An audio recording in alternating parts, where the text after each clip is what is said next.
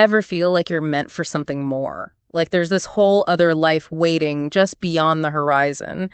That's the feeling Paulo Coelho nails in The Alchemist. Yeah, it's more than just a story, isn't it? It's like, a roadmap. A roadmap disguised as this fable, It's like he's urging us to listen to those whispers of what if that we often try to, shove down and ignore. Exactly. We meet Santiago, this shepherd in Andalusia, and he is totally restless. He keeps having this dream about treasure, right? At the pyramids in Egypt.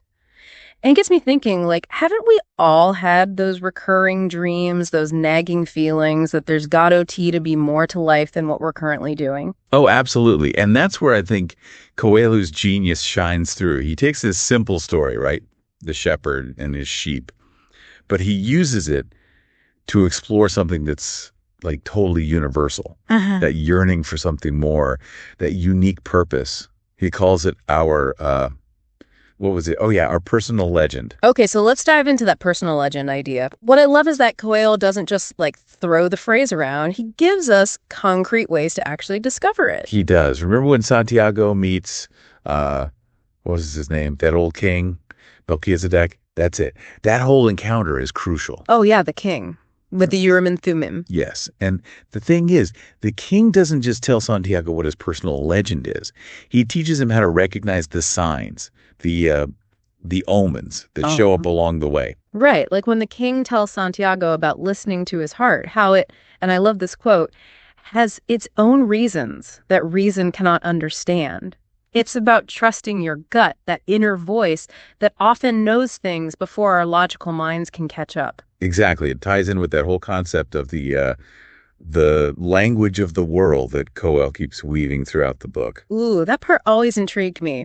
What exactly is this language? I mean, is he saying we can all talk to the wind and the sheep like Santiago seems to be able to do? Not literally, of course, but Coelho is suggesting there's this universal language that goes beyond just words.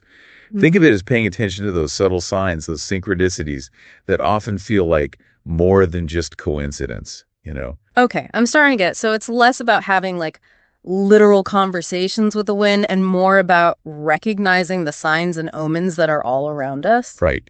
Have you ever just had this gut feeling about something? Or you just knew something wasn't right, even if you couldn't explain why. Totally. Like when you meet someone and just know they're going to be important in your life. Exactly. That's the kind of thing Coelho is talking about. Yeah. It's about tapping into that deeper intuition, that gut feeling that tells you when something feels right or very, very wrong. It's like, those subtle nudges we were talking about, those gut feelings, those recurring dreams. Sometimes, it's about recognizing those aha moments, those moments that just kind of hit you when you least expect them. You know what I mean? Like when Santiago is in that marketplace in Tangier feeling totally lost, and then bam! He meets that wise old man who becomes his mentor. Exactly. That's the Alchemist, right? And their conversations, oh man, are like mini master classes in pursuing your personal legend. And talk about dropping truth bombs, like when he says, when you want something, all the universe conspires in helping you to achieve it. Man, I need that on a sticky note. It's powerful, right?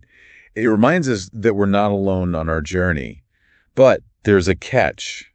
Notice how he doesn't say when you wish for something. He says when you want something. There's a difference. Ooh, I like where you're going with this. It's about actively pursuing our dreams, not just passively hoping they'll fall into our laps, right? Exactly.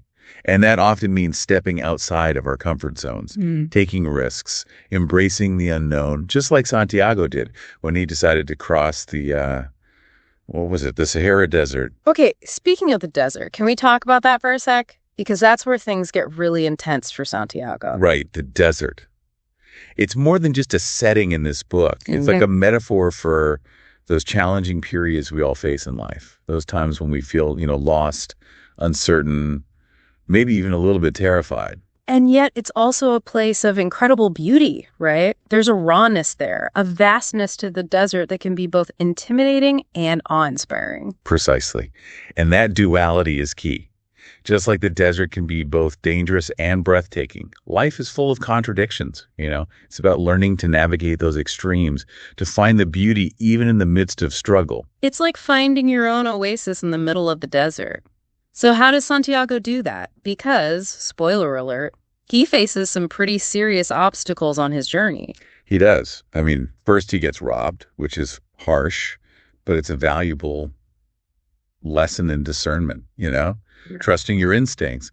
And then there's that whole tribal war thing. Oh, right. You're trying to follow your personal legend, and suddenly you're caught in the middle of some geopolitical conflict. It's a good reminder that even when we're on the right path, external forces can still throw us curveballs. For sure. But here's what's interesting. Santiago doesn't let those obstacles derail him. He learns from them. He adapts. He finds a way to integrate those experiences into his journey. That's such a powerful message. It's not about avoiding challenges altogether. It's about how we choose to respond when they inevitably arise. Exactly. Remember what the alchemist tells Santiago when he's feeling discouraged? He says, the fear of suffering is worse than the suffering itself. So true. I mean, how often do we let fear paralyze us, prevent us from even trying to pursue our dreams? It happens more often than we'd like to admit. And that's why the alchemist's words are so important. It's a reminder that the anticipation of pain is often far greater than the actual experience. And sometimes the greatest rewards are waiting for us on the other side of our fears. So facing our fears is a key part of unlocking our personal legend. It's essential. And Santiago's journey is a testament to that. But there's another crucial element that often gets overlooked. And that's, well, love. It's like with all this talk about personal legend, love almost feels like this whole other detour, you know? Like, do you have to choose one or the other? See, that's the cool thing about how Coelho writes it. It's not about choosing between love and your personal legend. It's about how they can, like, work together. You know, how they can both make each other even stronger. Remember Fatima, the girl Santiago flees for in the desert. Of course. I'll admit, I was worried she was going to hold him back from his journey. Right. But she doesn't. She actually encourages him to go for it. She does. She's like, go find your treasure, boo. I'll be here. Exactly. She gets that his journey is part of who he is, and she loves him enough to let him go, knowing that if it's meant to be, he'll come back to her. Yeah. You know, like a better version of himself. Okay. Yeah. That's actually a really beautiful way to think about it. It's not about giving one up for the other. It's like both love and personal fulfillment are part of, you know, a life well lived. Totally. And this kind of brings us to, like, the heart of Santiago's transformation.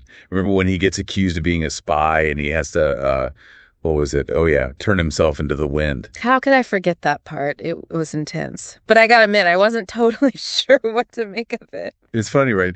That's one of the most, like, debated parts of the book. Some people take it literally, like Santiago's tapping into some kind of crazy magic power. But I think it's more about him finding this, like, new depth inside himself. You know, like recognizing the power that comes when you align with something bigger than yourself. Could be nature, the universe, even just your own intuition. So it's like surrendering to something beyond our control, trusting that the path will show up, even if we can't see it yet. Exactly. That leap of faith, just like when he sold his sheep. It's scary, but it's also exhilarating. And sometimes it's in those moments when we just completely surrender, that we find our greatest strength and our wisdom. And it's in that space, in that surrender, that Santiago finally reaches the pyramids. But when he starts digging for that treasure, well, it doesn't exactly go as planned, does it? Right. What a twist.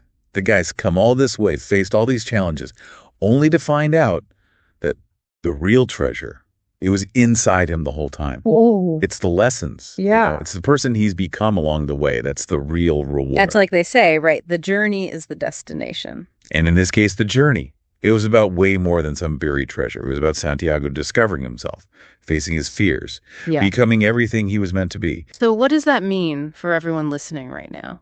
That's the question, isn't it? What's your treasure? What dream have you been putting off? What's that little whisper in the back of your mind saying, what if?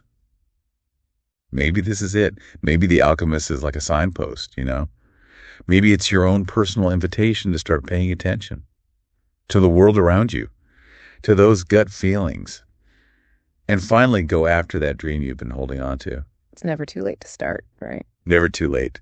Just like Santiago, you've got everything you need already inside of you. I love that. Well, that about wraps up our deep dive into The Alchemist. Thanks for coming on this journey with us. Thanks for having me. And to everyone listening, we hope this has inspired you to maybe dust off your copy of The Alchemist, give it another read with fresh eyes. Until next time, keep searching, keep exploring, and most importantly, keep listening to that inner voice. It just might be the universe guiding you towards your dreams.